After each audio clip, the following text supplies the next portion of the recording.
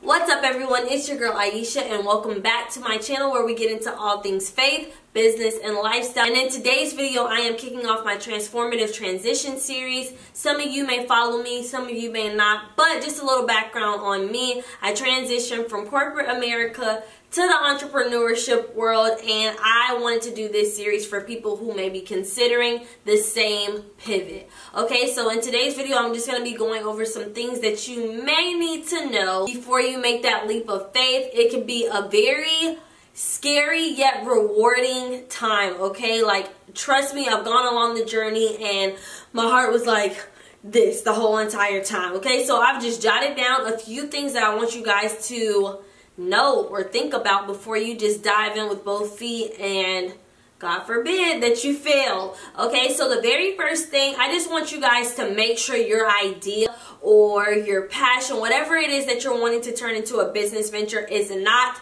just a hobby. And I say a hobby because you may enjoy it on the side, or it may be something that you like to do in free time, but to actually capitalize off of something and invest in it, you're going to want to make sure you want to be doing this long term. Okay, I've seen it too many times. People have a brilliant idea and then, you know, they're all excited and pumped about it, and then by the next week it's like, oh yeah, I don't really want to do that.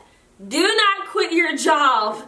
Do not quit your job for something that you are not truly passionate about, that you have a vision, that you have a plan to, you know, solidify that idea and make it really come to life and eventually bring you profit. You know, I'm not going to say that you're going to hit the ground running or you dive in with both feet and you're just going to be booming out the gate. Some people that happens, but a lot of times we can move prematurely, and I don't want you to get put in that situation. Okay, so the next thing is build an exit plan and strategy. I just briefed on this, but your exit plan, you need to be planning, you need to be working on your escape plan like long before it's time to submit a 2-week notice or a letter of resignation, depending on where you work. I know definitely for sure I started my exit strategy, or my, you know, my premeditated decision to leave my firm probably, definitely over a year. I wrote it down on a vision board of mine, like as some of my goals to leave, and one of them was to leave corporate America by December of, I think I put 2021 on there. But the more and more God revealed my purpose to me, I'm like, nah, I gotta get this thing going, you know? Like I've felt pregnant in a sense. Like I have been feeling pregnant, like with this idea, with this business, with my brand for so long, and I'm just like, I'm already working on it. Like I'm trying to make this thing come to life, so I know I'm gonna have to just suck it up, put my big girl panties on, and leave. You know, it was so hard, it was so bittersweet, but having an exit plan, you know, different factors and things that kind of tie into that, what your finances are going to look like, and I'm going to jump into that on my third point. But you know, what your finances going to look like, setting some financial projections for your potential business venture, and how you perceive profit and losses that are going to be coming out of your business. Profits from, you know, your products or your services, or losses are losses, okay? And when you invest a lot of money into something that you want to come to life, it's considered a loss until it becomes a gain. And it's not going to become a gain until people buy into whatever it is that you're selling or providing, okay? And so as far as strategy is concerned, I am a very, like, strategy is my thing. Like that is my lane, okay? Like I'm like, I don't want to do anything without a strategy. I need to see it. I need to be able to implement action steps and stuff to work and make that strategy actually be sustainable for whatever move that I'm trying to make. I strongly suggest you have a strategy in mind, and not just some, you know, on a whim type of strategy, but an actual strategy that is going to back your business venture. Okay, if you don't have one, you're going to just be trying a lot of different things that may or may not work, and trial and error is totally okay when you're stepping into the entrepreneurship space. However, having a strategy, having something to kind of streamline your process and your potential idea is going to serve you very, very advantageously. I promise you, I promise you, I promise you. Like, I've got a lot of taglines and little mottos and stuff, but one of my favorites that's a part of my brand is, okay, you've got the business idea, but without a strategy, your business is going to fail. You know, because you don't know what you're going to do to make that business succeed or flourish. You don't know what you're going to do if you just go up, you know, like it can go either way. You don't know if you don't have a strategy for if your business potentially fails, or if you don't have a strategy for your business to skyrocket, then you're going to be overwhelmed, and because you didn't have a strategy, you run the risk of, you know, biting off more than you can chew, not having a team to support you if, you know, business is just booming. Like, a strategy is essential for either side of the spectrum. So definitely, number 2, an exit plan and a strategy. My third thing, like I said earlier, make sure your finances are in order. Now, I cannot give you a specific dollar amount of how much money you should save in preparation for you departing from your 9 to 5 or whatever job that you work, that you're not your own boss. I cannot put a specific dollar amount, mainly because everybody's situation is different. A dollar amount could be far less for somebody who lives with their parents or a relative, or they have a roommate, as opposed to someone who is like me, who just funds all of their bills and things independently with no, you get what I'm saying, no other counterparts. You know, I don't depend on anybody for anything. So I would project that my dollar amount would be far greater that I need to have saved or built up, as opposed to someone who has little to no bills. Rent is, you know, like that's a big one. Okay, so somebody who has to pay rent versus someone who doesn't, I'm sure you can agree that, yeah, they may need way more money saved up to be able to sustain themselves, just in case, in the event that their business does not take off right away. It can take several months. So me, what I did to save myself, I'm always saving money. Like, I'm always saving money, which is what really boosted me and gave me the confidence to walk away. You know, I walked away from my job. I'm like, okay, I have money in the bank, and though I have although the money that I have saved, I've been saving it for a specific thing. It's always good to consistently be adding to your savings account for a rainy day, or, you know, I don't know, a house can go up on a market or something that you want to just go ball out on, or situations like this where you're deciding to walk away from your primary source of income and you potentially may have to live off of that savings for a little bit. Thankfully, I won't. I don't intend to, at least. But my safe zone, I was like, I want to be able to comfortably pay my bills. If I was to not make not one sale, not book not one client or anything for several months, I would be devastated, for one. But I just believe that would not happen, which is another reason why I was so comfortable. But my safe zone was 12 to 14 months of savings. That is if I had no means of income whatsoever.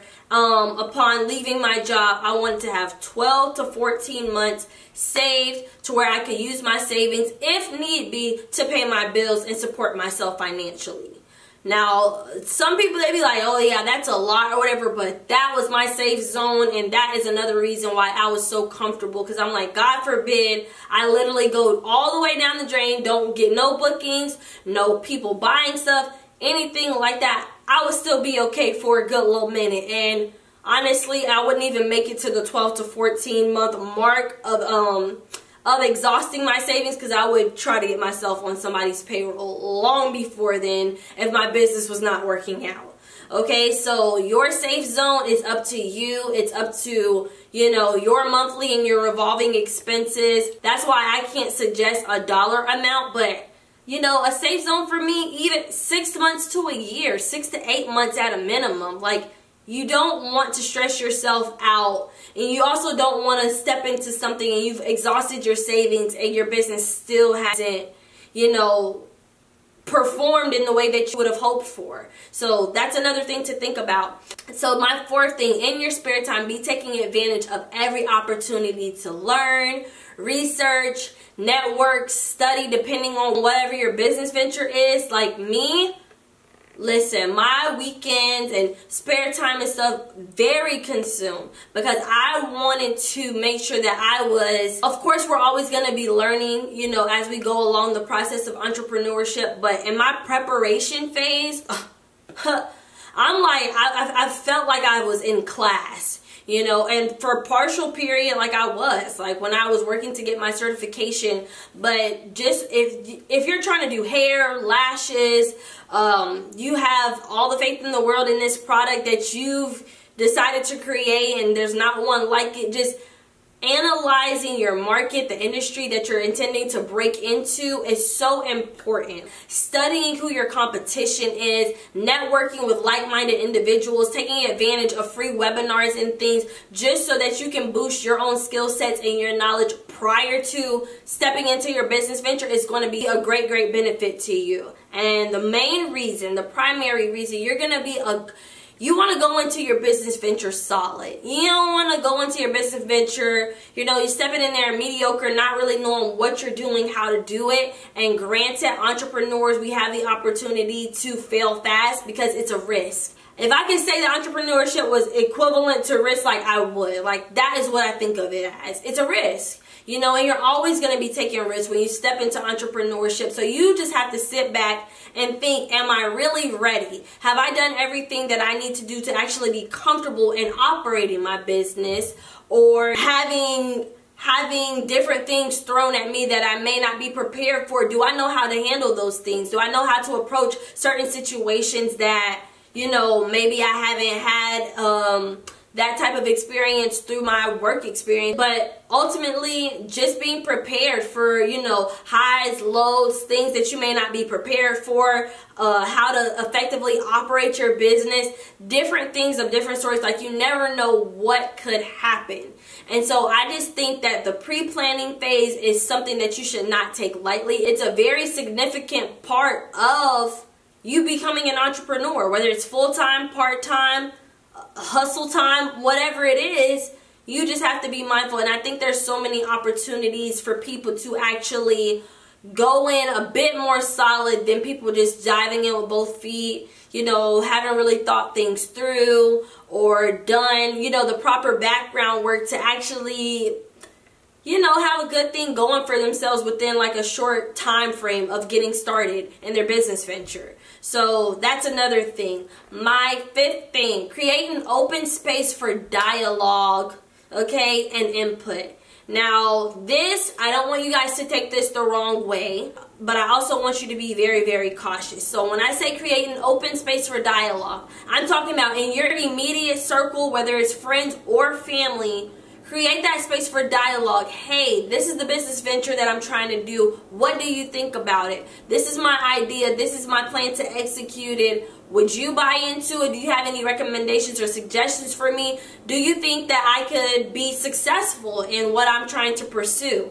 Now, you're going to have tough skin, and I definitely say immediate family and friends, because I feel like those people have your best interest at heart, as opposed to somebody who, you know, may or may not know you and know the vision to actually speak on what it is that you're trying to birth. But I definitely think your immediate circle and +2. Immediate circle +2. And I just kind of came up with this on my own, because I say +2 because you also want to gain the insight of somebody who may not know you from the outside looking in. Like, those people who formulate these different perceptions also have a great non-biased observation and constructive criticism to give you for whatever your business venture is. You know, like, oh, I don't know you, but I think what you have is great, but I think you can actually make it better by doing this. Or,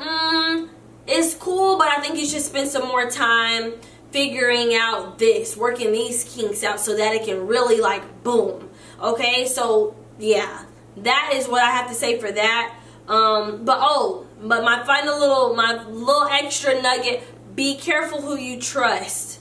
Okay, be careful who you trust when you're taking advantage of, you know, constructive criticism and things. Because some people, people be preying on your downfall, okay? Like, they be preying on your downfall, and you also, and if you're a still employee, you don't want to be opening up your mouth to all your co-workers and people who you think are your buddies at work, you know, and then kind of like tarnish and words gets around. You don't want those problems. So save yourself the headache and just keep it to your immediate family, friends, +2. That's it. And my final thing, make sure you depart on a good foot with your former employer. So, you know, you've made the decision, like, all right, I got my strategy in place, I got my plan, I've got my finances in order, I've got people rooting for me with my business venture who think that it can be actually something, that it can grow into something that's very successful. Your last thing, make sure, okay, because like I said, entrepreneurship is a risk, and who knows if you ever have to go back to your employer for a job and stuff, you want to be rehirable. Don't just start not giving a care in the world how you do people, how you're performing with your work or whatever it is. You want to leave off on a good foot with your management, your colleagues, all of these things, because who knows what can happen. Or, you know, later on down the line, they may be a beneficial party to collab with for your business that could mutually benefit each of you. So just take these things into account. That is all I have for this video. I hope you guys enjoyed it. I want you guys to stay tuned as I continue to push more content out like this. And yeah, so thank you guys so much for supporting whatever it is that I choose to do with my channel. As always, be sure to like, comment, and subscribe, and I will see you in the next one.